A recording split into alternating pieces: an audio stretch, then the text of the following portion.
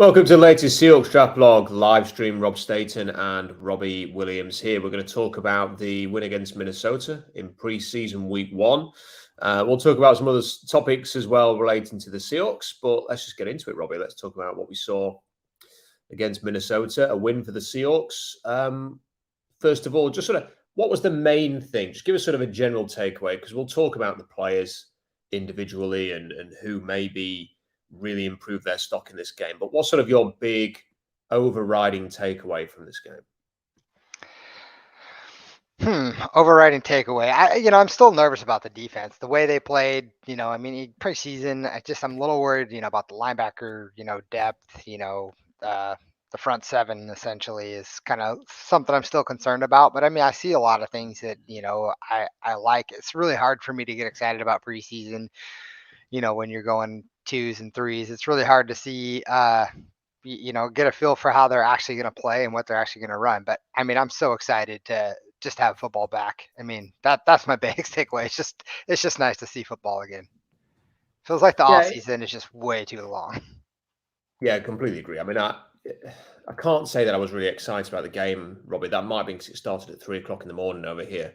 But I wasn't pumped up to watch a preseason game of football, but I was pleased to have some football to talk about, because it's hard to get into training camp unless you're actually there watching the practices. What can you actually glean from it? You're just sort of hearing what the reporters say or what they write about, and it's really hard to get a grasp on what's actually happening out there. And you'll hear, certain players are doing well, and the coach will talk up certain players, and you can pass certain things, but you want to see some football, and to get the football back was good. I think I share your little reservation there about the defense, and we'll come on to that. But I did like the way the team hit. I think that's probably my big takeaway, is that there was an element of physicality there from the Seahawks, which was welcome, and hopefully that can continue. They've talked about becoming the bully again in the past, and it's just never really happened. They seem to have put their team together with that as a sort of a key objective. The Devin Witherspoon pick is a key example of that, because of the way that he plays. They want an element of violence and physicality in their style of play, and I thought we saw a bit of that in week 1 of the preseason, and I hope that we can see that when the actual proper stuff starts. The first player I want to talk about is Jake Bobo. He just has something. Robbie. He was a blog favorite during the college football season at UCLA. We were watching a lot of Dorian Thompson-Robinson and Zach Charbonnet, and he really stood out to me. He was a player that we talked about an awful lot during the college football season and during the draft process. I've no idea what happened during the draft process. The UCLA Pro Day was a washout. It sounds like he ran a slow time on a horrendous surface there, and for whatever reason, his stock, I can't believe he wasn't drafted, Robbie. Some of the players who got drafted, even in the last couple of rounds, it's stunning to me that Bobo didn't get drafted, and we can see why in this game. He has a good release. He's got a good touchdown. He knows how to get open. He's an intelligent route runner. He's very consistent. He's a consistent catcher. He's reliable. The coaches seem to love him. There was one thing that I really noticed. He ran a sort of a crossing route, Robbie, an over route over towards the right sideline. And when he caught the pass for a big game, Bobby Wagner is skipping down the sideline to go and congratulate Bobo, to go and greet him on the sideline. He's the only one who was doing it. The whole team weren't there. It wasn't like a team thing and Wagner just got caught up in it. Wagner's on his own. He stood on his own watching the game, and Bobo makes this catch, and he makes a beeline for him straight away. And that, to me, says everything. The veteran leadership on this team, they're watching Bobo. They know there's something there. And we've seen this in the past. I remember when Doug Baldwin was talking about Chris Carson and took a real shine to him. And he said, this guy's got it. And Bobo's got it. And they're seeing it. And if people like Wagner are rushing to go and congratulate him, it says to me that they've seen something, that they know this guy can play. And Robbie, I think the Seahawks have pulled off an absolute masterstroke getting this guy. He, to me, has got every opportunity to forge a good NFL career. Seahawks are loaded at receiver, but seeing him in that game, Robbie, hearing everything that we're hearing about him from training camp, having watched a ton of his play at UCLA last season and a bit of his time at Duke, this guy's got to make the roster for me. He's got to be on the roster. They've got to protect him. It is not worth risking anything. Get him on that roster. Yeah, and I'm glad you mentioned this right out the gate because these are the players that I've like in the past I've had a hard time getting excited about, training camp and preseason games because you see a player shine, and I'm going to use Casey Williams as an example. He was kind of hyped up all through preseason, and then it came down to the final thing, and all of a sudden just cut, and everyone was shocked. I'm not saying that's the case this year, but I figure the depth on our wide receiver position right now seems to be pretty legit, and I think that he's carved a name out for himself, at least a spot. I mean, I'd like to see him play in a couple more games.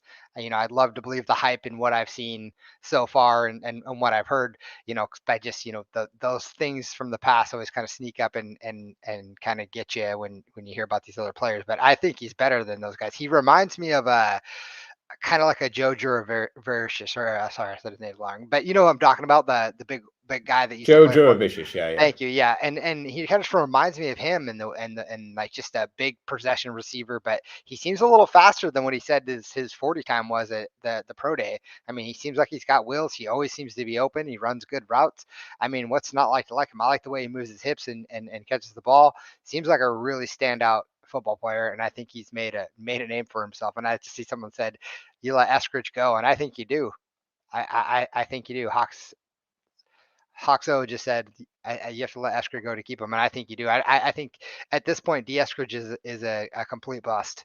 I mean, and even if he turns it around, I just don't see how it's going to happen in Seattle. He's injury prone, and there was some hype about him coming out. He seems like he's got it, and now he's going to be banned for 6 games or whatever it is. I think you gotta make a roster spot for this guy. Yeah, I think the thing with Eskridge and the fact that he's been suspended for 6 games over an alleged domestic violence issue is it sort of makes it inevitable. I think that he will. Well, look, he faces an uphill task at this point. The thing that will help him and the Seahawks to an extent, Robbie, is the fact that because he is suspended, he will be away and suspended when the season begins. So he will just be off on the suspended list.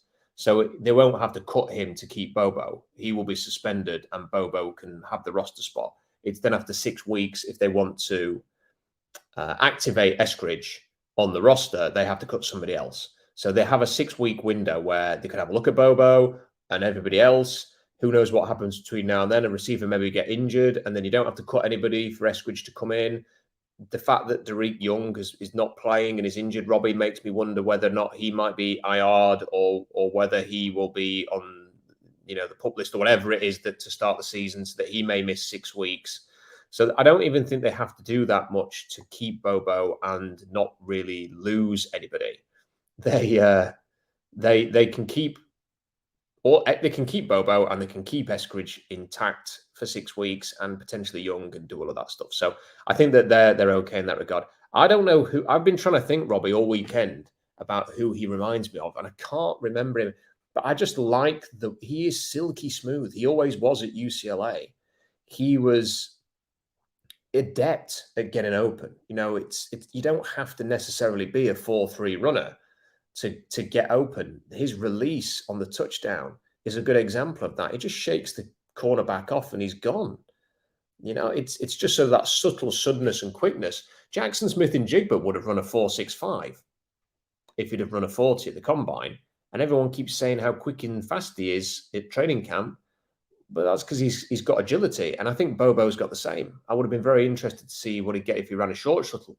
He's got that ability to get open. So I think he's got a terrific future, Robbie. I think he's a legit player and could carve out a pretty good NFL career for himself. Now, the Seahawks are not a prolific, high-octane passing offense, so perhaps he will not ever get the stats if he's in Seattle that he would get playing for like peak Rodgers in Green Bay or with Mahomes in Kansas City. But I think that certainly he's a player that there's no way he's not on the roster for me the way it is. And I hear what you're saying about receivers in the past have had good camps and then haven't made it. This guy's different for me. He is different. He's different to Williams. He's different to Jazz Ferguson and people like that. He's got it. He's an NFL player. Should have been drafted, and I was really pleased to see him play well. Kind of validated what we were talking about on the blog. Just a quick reminder that if you have a question, if you send in a super chat in the live chat, we will get to that and we will post it. I have to highlight, Big Mike says, is that an actual tan, Rob? I didn't know the sun actually shone in England. The weather has been awful in England this summer, but I have just been in Spain, so that is why I am looking a little more tanned than otherwise would be in England, because I would be as pale as Robbie's hat if I'd just been in England. And I've been a very bright shade of white otherwise. Right, let's move on to Drew Lock, Robbie. What did you think of Drew Lock in this game?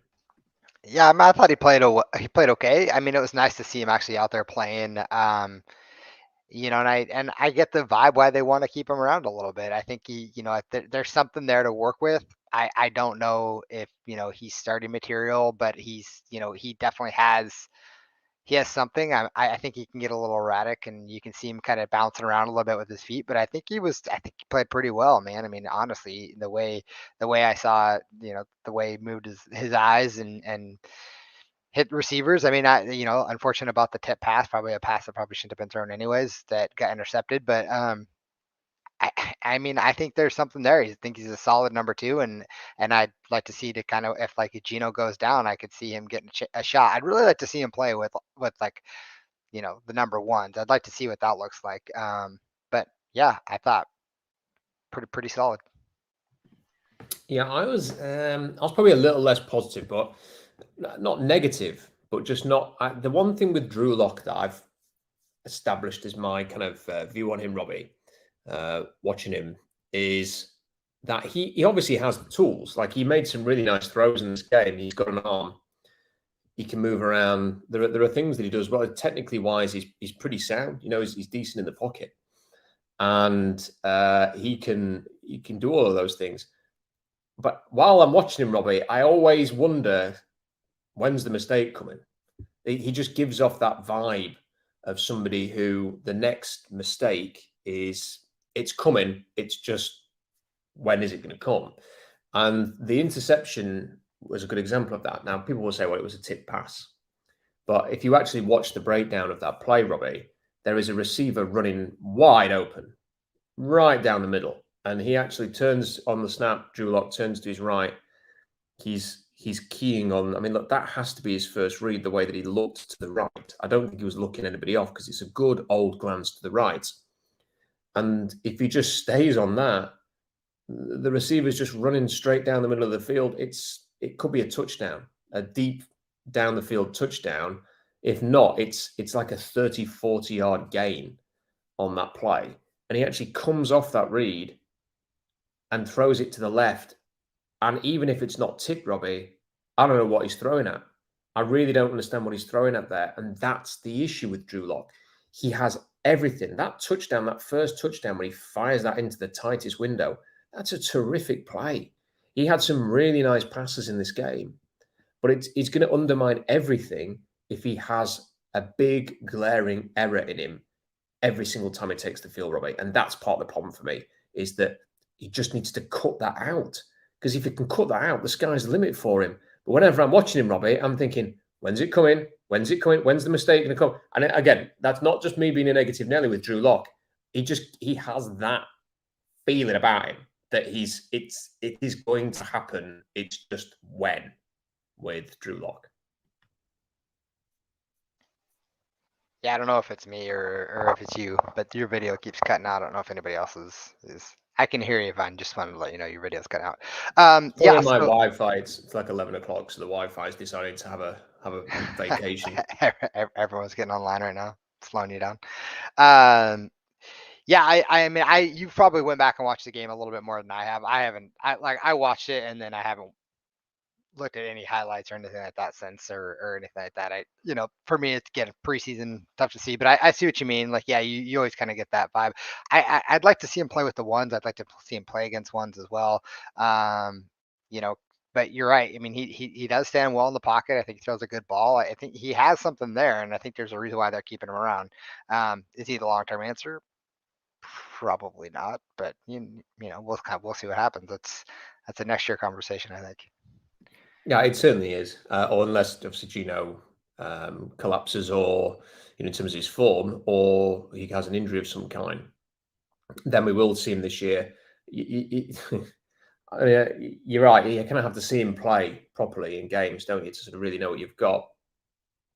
Have to admit, I mean, look, people will be content. They'll think, Drew Lock, he's there, and Gino's there. But I'm still, and I'm not going to go into this tonight, Robbie. I think it's a conversation for another day. But I'm still a little bit concerned about the long-term future of that position, especially when I'm watching people like Sam Howell playing out there, looking bang average. And this is a league of haves and have-nots. And if you haven't got a quarterback, it's still really, really difficult to be a proper, true contender. And people can always come up with the exceptions to the rule, but they're exceptions for a reason. And they really, really need somebody who can be a long-term answer at quarterback. I really hope that Geno Smith can do that. He has got absolutely everything. I said this on VSiN when I was on with those guys the other day, that he has no excuses now. He has everything. He's got receiver. I mean, maybe with the emergence of Jake Bobo, Robbie, he might have another great receiver to throw to. He has tight ends who can catch a football. He's got bookend tackles. One of them was a top 10 pick. They've drafted 2 running backs in the second round. The guy can have no complaints. There's no excuses here. It's time to deliver. He's got to go and deliver. He's got the financial incentive because of the contract structure. He's got everything that he needs to succeed. So very much looking forward to seeing how he does with all of that. Derek Hall looked pretty good, Robbie, I thought. I thought Derek Hall looked really bright. I think Boye Mafe was encouraging, but I thought Hall just had a bit of an X factor about him. And I know that sort of his best plays were on stunts. And stunts are a classic red herring, Robbie. They are the plays that people get fooled with in college football when they're talking about players and pass rushers, because like Nick Saban hasn't seen a stunt that he doesn't like. Like most of Alabama's sacks come on stunts.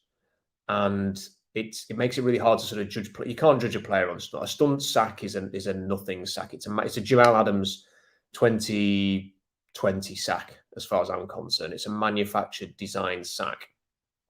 So you can't learn too much of them. But I just thought he looked sharp. He looked bright. He looked energetic. He looked quick. He looked physical. And I don't know, Robbie, there's just something about Derek Hall. I hope we're going to see a bit of him today. I hope he's not going to get the Boye Mafe treatment and just get buried on the depth chart because he's a rookie. I think he's got something about him. Yeah, I mean, that's what you just said right there would be my biggest fear, is that he just gets buried on the depth chart and then they bring in a veteran or start a veteran and just in the place just because they're veterans. But, Boye Mafe, I think he looked a lot better than he did last year. Well, I mean, at least we're getting to see him this year. So I'm excited about that. And then, Derek Hall, I think, has something to do him. And we were pretty excited about him when we got drafted. So I think there's something there with him as well. And, so I'm really excited for the first time in a while about our defensive ends. It's been a while since I've said pretty excited about what we got there. So, or the outside linebackers or whatever position they're playing. So pretty excited about, that as a whole, but, still a little concerned about the interior line, what could be there, but, I really like it. And I'm Big Mike, get out of here with that.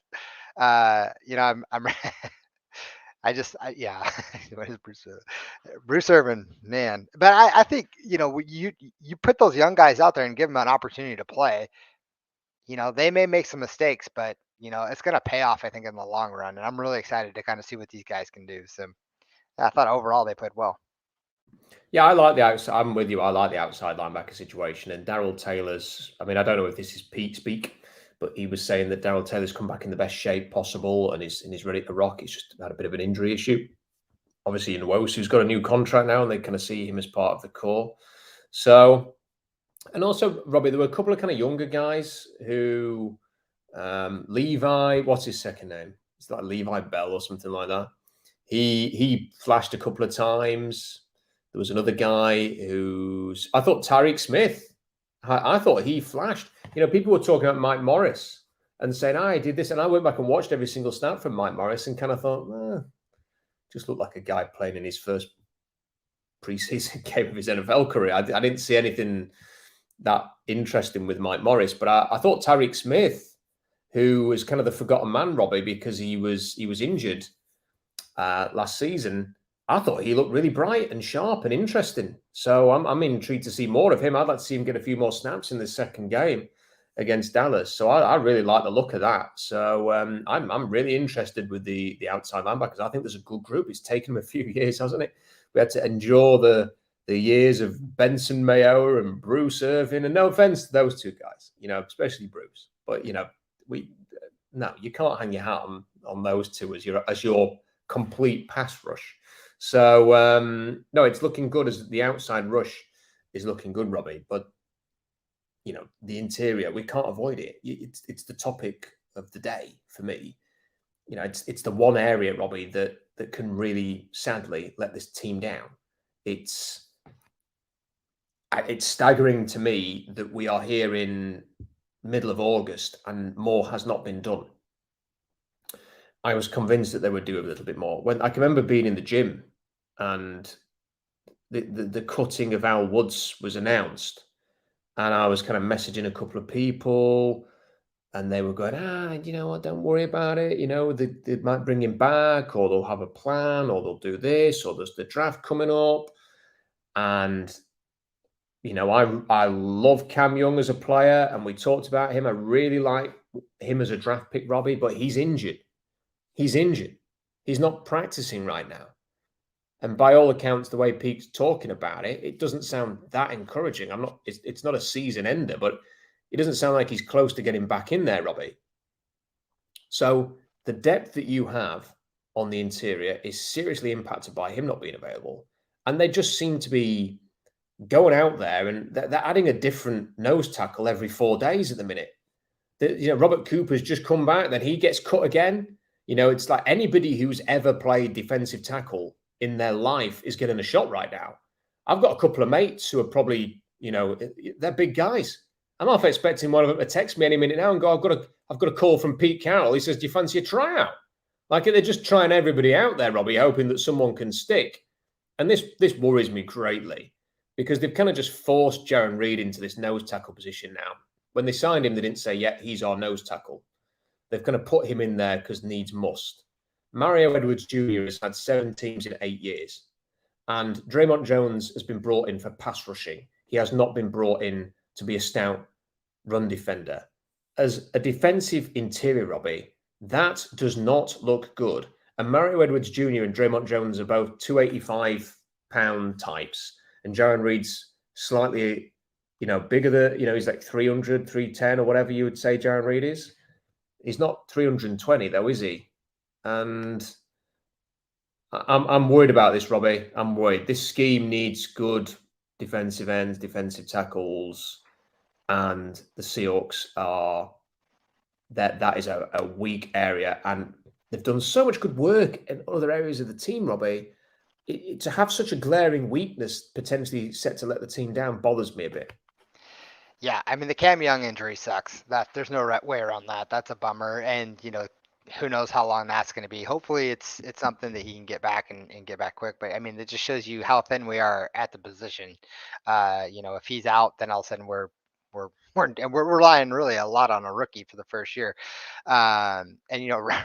The Robert Cooper was the guy that I was really excited about. That when we signed him, undrafted free agent, I was pretty excited about him, and then he's just in and out, and hasn't stuck around. So I'm not really sure what's going on there, but they just keep trying to bring in all these guys and see if something sticks. But I really don't know. I feel like this is kind of one of those areas that we're going to be talking about all year long, and we're going to go into the draft next year, and we're going to continue to talk about it until they do something drastic and bring in some guys, kind of like the way we talked about, the defensive end, outside linebackers. This is just something that continually happens all the time with this team, and it's kind of frustrating, to be honest.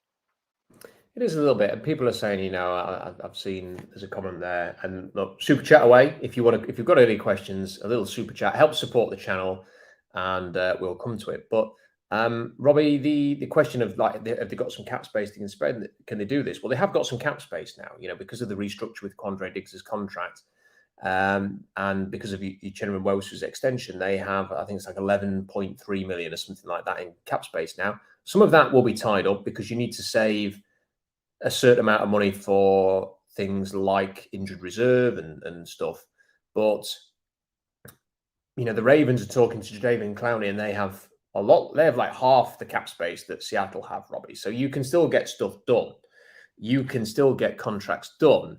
And they do have the ability to go and get somebody. The problem is, Robbie, there's just nobody there. And this is why I'm a little bit... Well, they had a chance to go back out and get Shelby Harris if they really wanted. And then and they didn't. He just signed to someone else. So the opportunity was there. Yeah. But they've not done anything. They've not gone and... this is what I don't really understand. I don't get it. Like, why have you cut Al Woods and Shelby Harris and then just not really replaced them? And I understand, like, the D-line was not good last year. But if you get rid of everybody and then only sign a handful of guys, and now the depth just looks shot. I mean, imagine this scenario, Robbie. If they lose Jaron Reed or Draymond Jones at any point this season, you're going to have a line full of rookies and journeymen. Like, there's nobody there. There's nobody you can sort of hang your hat on. And this is what I didn't get with Al Woods. They've got $11 million in cap space now. Just, Al Woods' contract was not, what was it, like a few million? Like, why could they not have just carried that? Like, if they had Al Woods on this roster right now, at least you'd go, right, you've got Al Woods, as you know, as tackle. You've got Jaron Reed to play one side and Draymond Jones to play the other. You rotate Mario Edwards Jr. in. You've got some options there. And then you've got younger guys like Mike Morris and Cam Young and Miles Adams. But now there's just, the depth is awful. And the problem is, Robbie, is people will always go, well, look, wait till cut down day and all. When's the last time the Seahawks picked anybody up that was cut by another team? Like, it happens like once every 4 years where they actually get somebody. It never, somebody who is that bad that they got cut by another team and then make it to Seattle on waivers it's pretty rare. And I noticed something today, Robbie. Some Jets fans, I stumbled upon a thread of Jets fans talking about whether they should sign Dalvin Cook.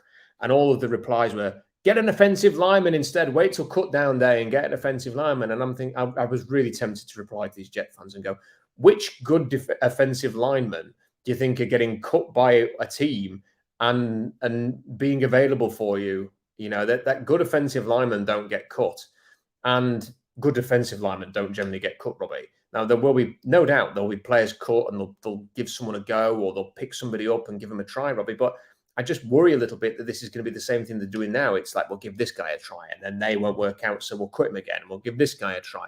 Or someone will just end up lingering on the roster because they're a big body. It's not good enough, Robbie. And it really worries me that this is going to be an issue again, that teams are going to attack Seattle up front. And although I noticed in this game as well, the contain off the edge, Robbie, was not particularly good in the run defense. Now, Pete said they needed a bit of time to sort things out in the game, and they were a bit rusty, and they picked it up later on. And I get that. They did do that. But by that point, Minnesota's third and fourth stringers were playing. Like, what is it going to be like when they're playing proper NFL teams? Is this scheme going to be able to contain off the edge, not just up the middle? And, someone has just said in the comments, the Al Woods cut is simple. He was gassed midway through the third quarter. Well, that's fine. It doesn't matter.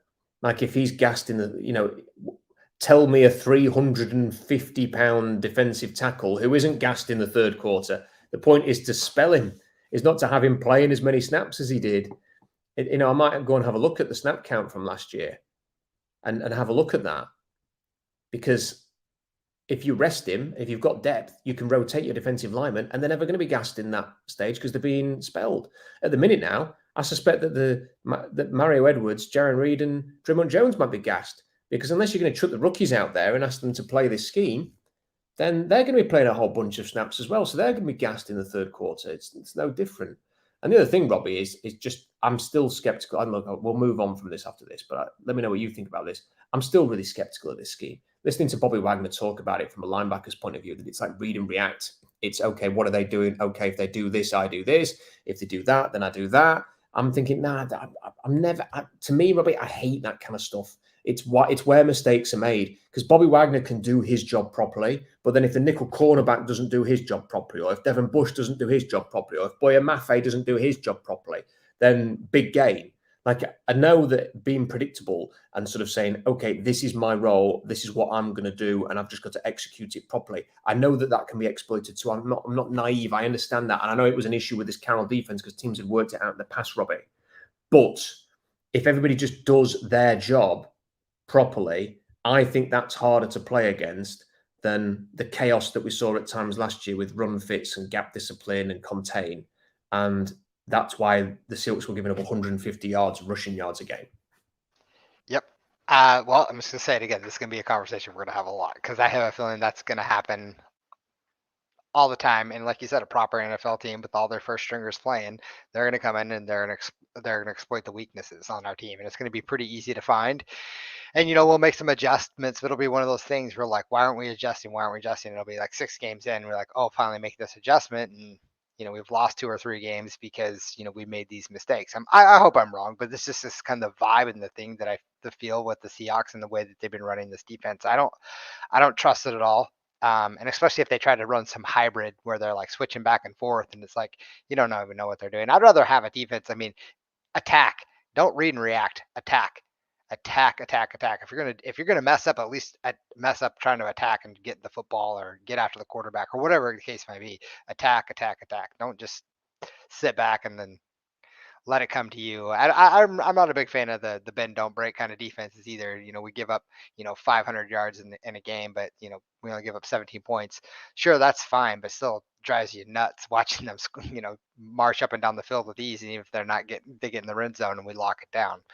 Just tough. Risky as well, isn't it? It is, yeah. Because you can have a game where you give up 500 yards and 17 points, but you can also have a game where you give up 40 points playing like that. Yeah, exactly. I know it's hard because getting the elite defensive lineman, Robbie, is incredibly difficult, and that's why teams like the Niners, for example, spend so many first round picks on the defensive line because they're always looking for that kind of player. And I think there's something to be said for that. Constantly be willing to take a chance and look for the elite talent up front. I think it's a wise thing for teams to do, and we've seen teams have a lot of success doing that. But I think almost playing a predictable scheme, but finding the exceptional players to play within it would still be my preference. And that is what the Seahawks did with the LOB. They found a scheme that there was nothing complicated about it. I'm not an X's and O's guy. I'm just sort of relaying what people say. Everybody knows what they're going to do. They're just better at it. They're more physical. They're quicker. They're bigger. They're faster than you are. So it's harder to play against. They're going to get theirs. And, those LOB defenses would have some maddening drives, and some really bad quarterbacks beat them as well along the way. They had some really frustrating days in some games, but they also found a way to play brilliantly against top quarterbacks, apart from Philip Rivers, who seems to just know everything about what to do against them. But sort of when I'm looking at it, what I'm sort of saying there, Robbie, is, when I look at a defense like the Niners, I don't think there's anything particularly clever about the Niners defense. But they have Bosa screaming off the edge, and they have an interior guy, and it wrecks things up front, and it means that everybody can just kind of do their job. It does feel a little bit like the Seahawks have gone towards a scheme now where they are compensating for the fact they don't have that elite guy. They've got to try and find other ways to make pressure. And as the downside of that is that they leave themselves wide open to sort of the fundamentals, the sort of the gap control, which was pretty basic as far as I'm aware under Pete Carroll in the past. It was like, one gap, you know what you've got to do in that sort of situation. You do your job. To now 2 gapping, linebackers reading, probably going to have defensive backs, playing the run differently and stuff like that. I'm not a huge fan of it, and that's going to be the thing. But you're right. We are going to talk about this an awful lot because I think the jury's out on this scheme and the jury's out on this defensive coordinator and this defensive staff. They've got to find this right to get this right. And the problem is, Robbie, is they have doubled down on this scheme now by drafting players like Derek Hall and re-signing Uchenna and Wosu and everything like that. So they are all in on this scheme now. If you go back to the old scheme, can Derek Hall play Sam Leo? Maybe, but then you've got Maffei doing that as well. And what's Darrell Taylor doing? You've kind of made your bed now. You've got to make this work. And I just wonder whether it'll ever work unless you've got Vic Fangio and he's in Miami. He ain't coming up to Seattle. So there we go. Anyway, a few more positives, Robbie. I thought Devin Bush played quite well, which was good to see. I mean, if nothing else, he's better than Bryant. you know, my mind's gone complete. What's his name? I've forgotten his name. The other You've already linebacker. forgot. No, I get it. He doesn't matter. He's irrelevant anymore. Who is it? Remind me. My mind's gone mad. He's with the Commanders now. What's his name? Now my mind's gone blank. I hate him. I know that. I hate him. Cody Barton. Cody Barton. Thank you. Oh, God. That's how terrible. How do we forget him already? We are still in preseason, folks. We're still in preseason as well. I'll tell My you mind that. just went blank there. I just Yeah, couldn't. no, I couldn't. Wow. Yeah. That's Anyway, so funny.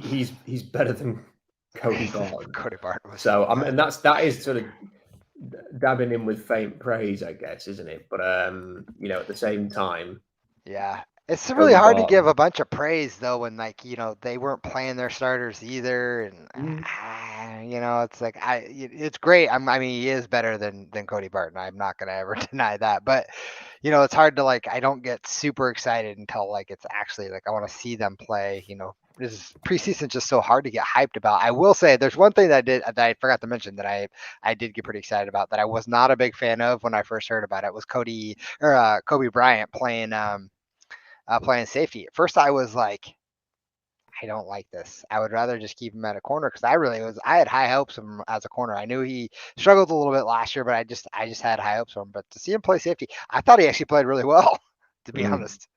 So, he was the next guy I was going to bring up. He did play well. He had a good run contained. He didn't come up to the line, Robbie. He was quick in the secondary. Yeah. I think he looked. I think he could be a bit of a liability at Nichols sometimes because he's not dynamic and quick. And if they are going to play Witherspoon there more often than not, at least as a rookie, then I think a bit of a switch to save him could be really beneficial there, really. So I think Kobe Bryant. Yeah, can you hear me? Okay. Yeah, sorry, you glitched. I didn't hear what you said. No. Okay, sorry. I thought that Kobe Bryant played very, very well. Oh yeah. And I think if they're going to play Witherspoon at nickel more often than not, then sort of having that option of him being safety depth. Yeah, it's great. It's a good thing. Yeah, I like it. So we talked about the interior D line. Devon Witherspoon not practicing. Are you getting to a point where I'm starting to sweat a little bit about concerned? it? I'm a little sweaty about it, to be honest. I'm hoping it's nothing. I'm hoping it's not. Hopefully they're just like taking it easy on him before the season starts, and it's one of those things where you think it's something, but it's really not. And season comes around and he's fine. I don't know, but yeah, it makes me a little nervous. I would rather see him out there playing and not have these kind of injuries. And the same thing with the running backs. To be honest, the running back situation, they seem to become popping in and out with injuries as well. So, yeah. If I keep cutting out, can you just butt in, Robbie, and let me know? Because people are mentioning it now. I think it's okay at the moment, but I will. It seems to be dropping in and out a little bit. Yeah, I'm a bit worried about it, Robbie. I'm a bit worried about it because this isn't just something that's happening in camp either, and they're just being careful about it.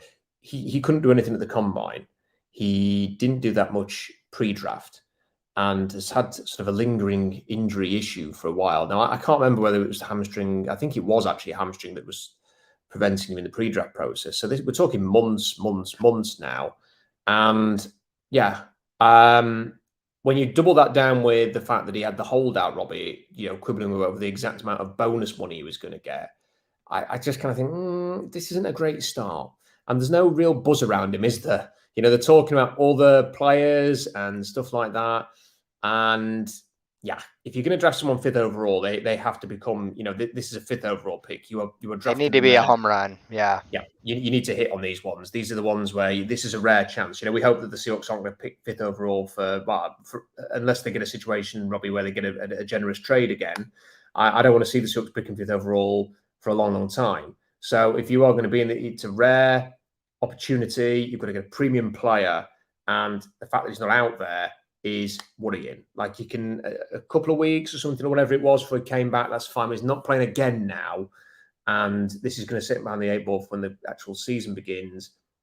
I need some reassuring from him. I want to see him out there on the practice field. I don't care whether he plays in the preseason games so much, but I want to see him practicing and learning and developing because, yeah, this guy needs to hit. And a bit worried, Robbie. A little bit worried. Yeah, I will say, if you remember, Earl Thomas was a little bit the same way. He was a little bit of a diva early on and would make crazy mistakes, and it took him almost getting benched and Pete sitting down talking to him to kind of have him, heart to heart with him. Maybe it's one of those kind of scenarios. I don't really know, but obviously I think Earl turned out to be fantastic. He was one of my favorite players. So if he can get on that kind of level, I mean, I think he has the right attitude. I'm just worried that he has, just maybe because he was the 5th overall pick and he hasn't done any of the pre-draft process, maybe he wasn't what we thought he was, but I'm really hoping that's not the case. And before anybody says, I anticipate that this will. I saw it. I won't even say anything about it. Yeah, but there was one thing I wanted to talk about. So I noticed this tweet. I'm going to try and find it now because I want to read it out properly. I had to reply. I couldn't resist Robbie replying to Matt Miller. When I woke up this morning, it was the first thing I saw when I put on Twitter. And Matt Miller posted a video of Jalen Carter pressuring Lamar Jackson in a preseason game. And he tweeted, "The NFL really let this man fall to the Eagles."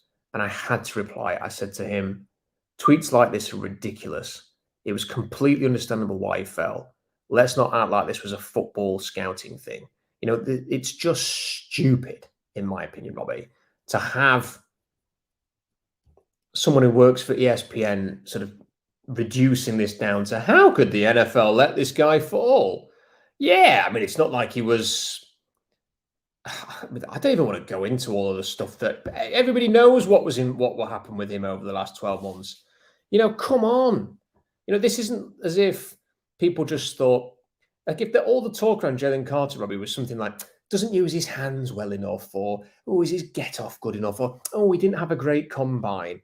That tweet would be, that would make sense, that tweet. But when he's had issues with the law and conditioning and all sorts of other issues, to just put glibly, how did the NFL let this man fall to the Eagles? I mean, to me, Robbie, it's actually offensive to the people who, the family members of everything that's got caught up with that legal issue, which is still, there's still court. I think there are days in court to be had on that because legal action has been taken around all of this. Just show a bit of class and just don't reduce this down to he fell because of football. Which is what that kind of implies. He fell because there was serious character flags there. Let's not, let's be adult about this. So just try and get lots and lots of likes on Twitter, which is what happened there because Eagles fans are a bit daft. Anyway, I want to move on to this. Jadeveon Clowney, Robbie. I wrote about Jadeveon Clowney this week. I don't think he's going to come back to Seattle. I mean, he's not even been linked to Seattle. I don't think it's going to happen. But that doesn't mean it shouldn't happen.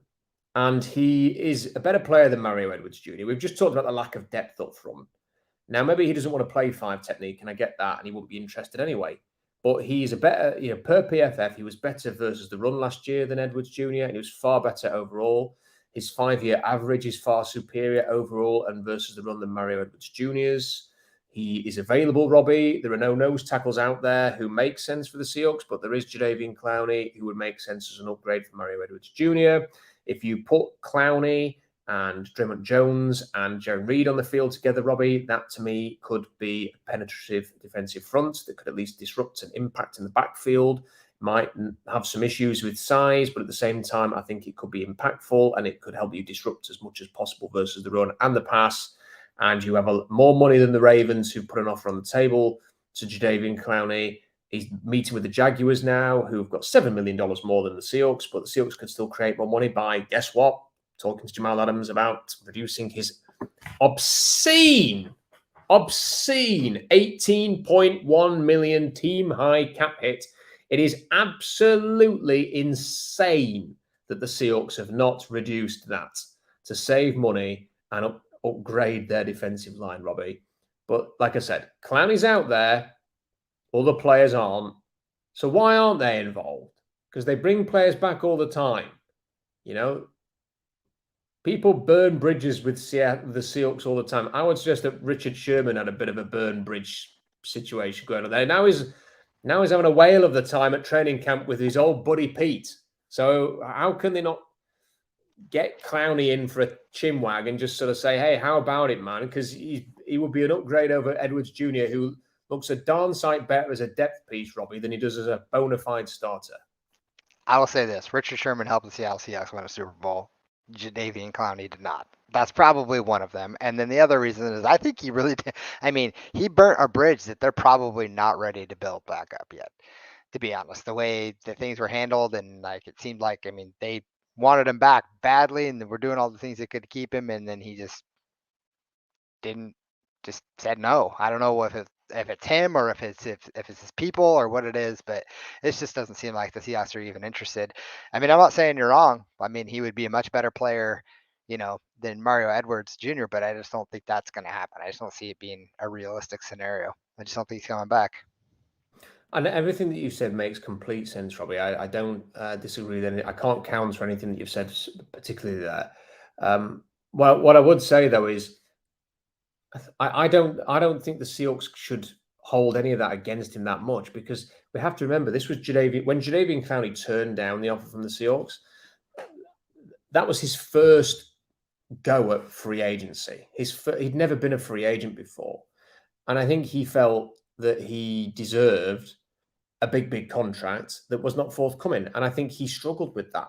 Now he made a mistake, because he would have earned, I'm pretty sure about it, more money if he'd have signed that contract that the Seahawks threw on the table, and probably, let's be right, Robbie, other teams threw on the table during that free agency period. I can't imagine the Seahawks were the only team that made him an offer, but he should have took that, because in hindsight, it cost himself money waiting until September the 3rd or whatever it was to sign a deal with the Titans back in 2020.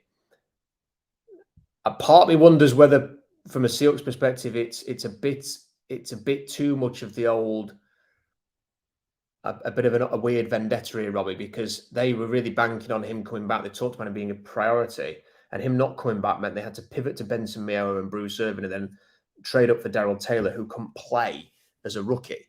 And I think that really eschewed them, and they cocked up the pass rush there. And I part of me wonders if they hold Clowney personally responsible for that, for not taking the offer, and that they think he's maybe the first 5 letters of his name kind of sum him up, they might feel, because of how he sort of worked around that situation. But there's no time to, you can't let your ego and stuff like that dictate how you're approaching this. As we've talked about, the Seahawks do not have a very good defensive front right now. It lacks quality and depth. And I'm not for a second suggesting that Jadeveon Clowney is the savior, but what he is better than Mario Edwards Jr. And Mario Edwards Jr. has had 7 teams in 8 years for a reason. And having him as a rotational cog rather than somebody who you are depending on, and if he gets injured or if he's not very good, it's, what is it, Miles Adams who's next on the depth chart? To me, it just feels like, why wouldn't you go and get him? And especially because there's nobody else. Like you can't cling on to vendettas, Robbie, and grudges. Sometimes you've just got to be the bigger man and go, could we use this guy? Is this guy going to make us better? Is this guy going to help us beat the Niners? Is this guy going to look? His best game for the Seahawks was against the freaking Niners. Like, just get him in. Like, if he's average for 15 games, Robbie, but he helps you beat the Niners twice, it'll be worth it. Yeah, I mean, the other aspect of this is maybe Clowney doesn't want to play in Seattle. Maybe he didn't like his time here. I mean, that's another scenario. It could be true. So, absolutely true. But I think that's why you speak to him. If he's an upgrade, persuade him.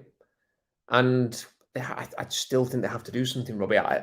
They've done too much. They've gone all in by when you are extending Nwosu, and when you are shifting money from Quandre Diggs this year into next year, you are committing to winning now.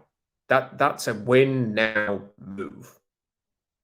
And to sort of be win now across the board, we're going to get Bobby Wagner back. We're not going to draft a franchise quarterback of the future at all.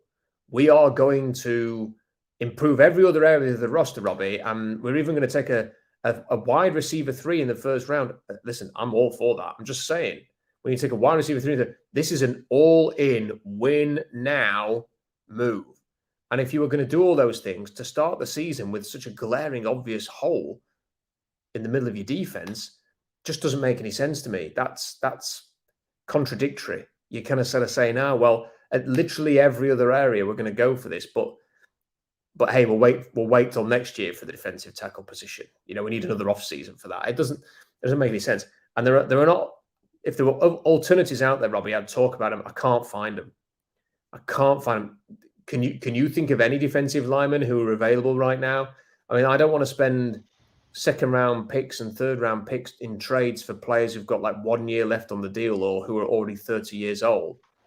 And I can't see any free agents out there. And the players who get cut, like when Danny Shelton gets cut, in a few weeks' time, someone will inevitably go, get Danny Shelton in. But they've had about 10 opportunities to sign Danny Shelton. They haven't done it once. And Danny Shelton has just become like some guy who sticks around on the arse end of the roster, Robbie, for various teams. He's never had an impact in the NFL. I don't think they can solve this now, Robbie, other than, like I say, I think Clowney's your last chance to do it. Can you think of anything else? No, I was actually just trying to Google to see who was out there. Not much, man. There's not. I can't think of anybody that and like you said, I don't want to trade anybody either, for sure. I don't want to trade our draft capital for, an aging defensive lineman that, may come in and play a year. But I can't think of anybody, no. I looked on the Owl Lads depth chart to see if there was anybody kind of like buried a little bit, Robbie. And the only player that I could find was Jonathan Hankins at Dallas, because they drafted Marzi Smith in the first round.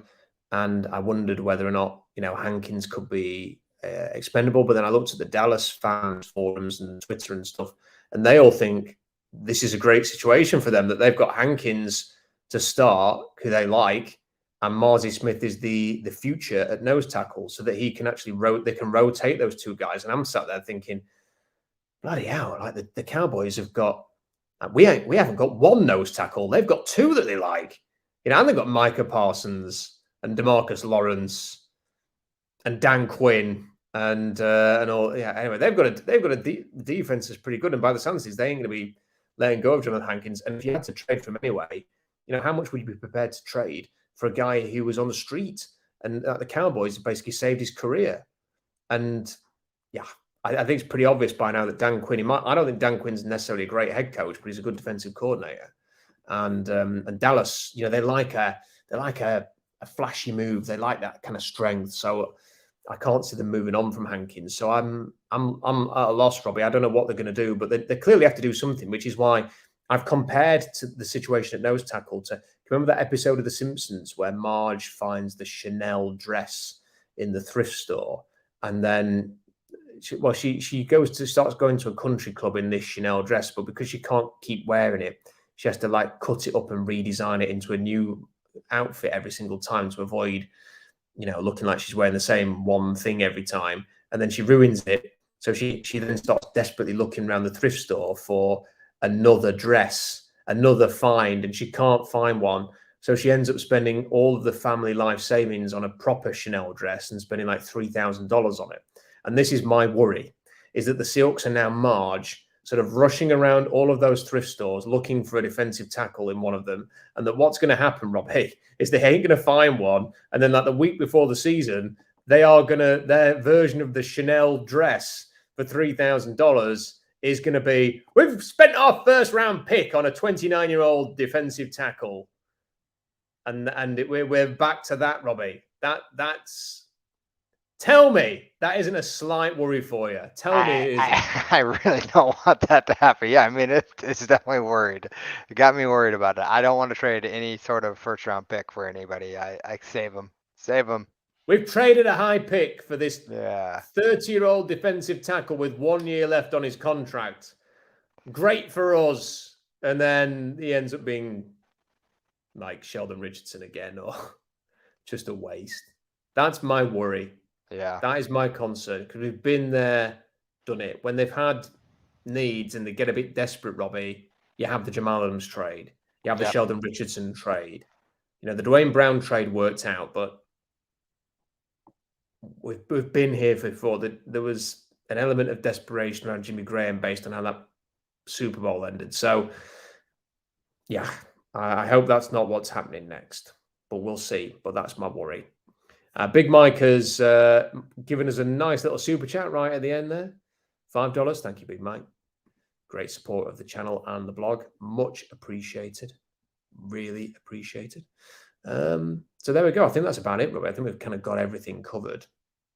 I'm a bit disappointed we have to wait a whole week for the next game. When you have the sort of the Thursday, like a 10-day break. Yeah, it's a little bit of a punch in the face when you finally get football back, and then you have to wait, 10 more days to watch your team play. But I mean, I've been watching some other teams play. Just nice to have football back. But again, it's just mostly I'm not paying that much attention. Just nice to have it on the background and watch them, play again and see some hits and see something exciting. I'll tell you who I liked the look of, Davis Mills, Robbie. Yeah, he looked good, especially coming in after Stroud. Stroud did not look all that good in the first preseason game. I was watching Mills and I thought he's going to bloody end up with the Niners. I can tell he's going to. The Niners are going to trade for him. Feel, huh? Yeah, and he's got a Niners vibe to him. Yeah. I really like the look of him still, and I must admit I like him enough that I wouldn't be mad if the Seahawks took a little bit of a pump there on him. I suspect that he will start the season. I think, have they declared Stroud the starter? If they have, then maybe I'm wrong. But he looked good. And I don't know if they've actually declared him the starter, but he got the first start. That's for sure. I could see Davis Mills starting for them, and then just I think Stroud needs a red shirt anyway. But there we go. I thought he looked good. The good thing is, Robbie, is the Niners fans are having an absolute meltdown today. They're having an absolute meltdown because they're getting. I think they're getting thumped, but they're playing like crap. Yeah, they're down 34-7 right now. Oh, brilliant! Well, they're playing like crap, and I can see everybody. I could see a few tweets, and Trey Lance is. Oh, did you see? Like he threw an interception that the Raiders guy dropped, and then a tight end or something caught it off the turf. Off the tip, yeah. My God, yeah, Lance is just. What I am gonna blow my own trumpet here, Robbie. Seahawks Draft Blog was well on that Trey Lance is not very good bandwagon there, and I was delighted when they drafted him and traded all those picks. Imagine if the Niners hadn't traded for him, Robbie. They would have had 3 more first-round players on their roster right now. 3. Yeah, it's pretty scary. It's very scary, and they don't. They have that big lump instead. Yeah. It's rubbish. So there we go. Good for us. Jacob Ott has sent this. Thanks for doing this, guys. Thank you for that late super chat, Jacob. Really appreciate it. And sort of give people a heads up as the season kicks in. Robbie and I will do I haven't asked Robbie. I'm assuming that Robbie is going to be here for the instant reaction pod. Listen, the only game I probably won't be available is October 29th. I will be at the Seahawks game. It's a throwback game against the Browns. I will probably be at that game, and I probably will not be capable of making it back in time for a post game. No, there we go. What game is that? Is that October, end of October? Yeah, it's October 29th. See, it's so. I was so tempted to try and get out for that as well. Just because it's the throwback. I love the look of the throwback. I gotta go for it. Yeah, I'm going. I love the look of that. So, but we may be able to do an instant reaction, Robbie, together in person at the Thanksgiving game. If I'm back in Seattle, I'll hit you up for sure. Perfect. Well, I'm definitely going to be in Seattle for Thanksgiving, and I'm going to go to the Seahawks game, and then Curtis has got in touch, and it looks like we're going to go to the Kraken game nice. on the following day because they're playing the Canucks. Now I will be wearing my Canucks hat that day, just a warning. Man. And I live dangerously, so we'll see how that lasts. You'll be fine. And then I'm hoping to go to the Apple Cup. I mean, I was all, people have said, "Oh, I can get your ticket. Don't worry about the Apple Cup." But now I'm a little bit worried, Robert. This could be the last Apple Cup with the Big 12. Yeah. And now I'm like, this is going to be like really hard to get a ticket for this game now. Maybe a press pass might be in order or something like that because I don't know. But that's sort of my trip. So hopefully Robbie will be able to get out there and we can do an instant reaction in person. Yeah, it'd be great. It'd be kind of weird that I'll be in Seattle and Robbie will be back in Indy doing it. But that's how we roll. And I'm also looking forward to Apple Cup because I'm hoping we'll watch a couple of quarterbacks there as well. So for sure. Healthy for that. But yes, we're going to be doing that. The blog will be alive. College football, drafts talk, Seahawks talk. It's all going to be there. My new office it's built. Now it needs to be decorated and then everything done. So hopefully by the I'm hoping by about week 4, Robbie, I will be in there and we will have no Wi-Fi issues anymore. All and right. we'll have a setting that is befitting of a proper Seahawks stream. So that's on the way. So SeahawksTrapBlog.com for all the analysis. Please like the video because that really helps the channel. Please leave a comment if you would do so as well, because that really helps as well. And don't forget Patreon and SeahawksTrapBlog.com. Robbie, always a pleasure. And thank you to everybody who has watched this live stream. Until next time, bye for now.